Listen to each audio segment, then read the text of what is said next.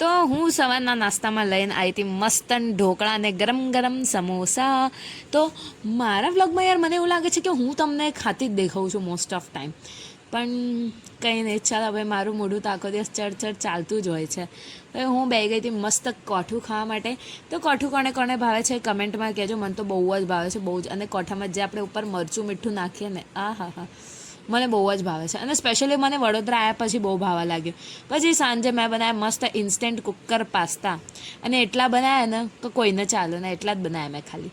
પછી મસ્ત મેં ખાઈ લીધા. મારો ફેવરેટ શો તારક મહેતા જોતા જોતા. અને હું જતી રહી નીચે નાઇટ વોક માટે. હવે હું મોસ્ટ ઓફ ચાલવા રાત્રે જવાનું ચાલુ કર્યું જ છે. તો રાત્રે ભાઈ એક ચકલું નહોતું ઉડતું, અને વાગવામાં કેટલા વાગ્યા હતા, ખાલી 8 જ વાગ્યા હતા, તો પણ કોઈ નહોતું નીચે. મેં તો મારું નાઇટ વોક ફટાફટ પતાવ્યું, મારા સ્ટેપ્સ કમ્પ્લીટ કર્યા, અને હું થોડું રાઉન્ડ માર્યા પછી અંદર ઘાસ પર બી ચાલવા જાઉં છું. અમારા ગાર્ડનમાં મસ્ત ઘાસ ઉગાયેલી છે ચાલવા માટે. મેં થોડું ત્યાં ચાલી, અને એના સાથે આજનો આપણો દિવસ પતાયો. અને મળીએ મારા નેક્સ્ટ વ્લોગમાં. Bye bye. જય માતાજી, જય શ્રી કૃષ્ણ.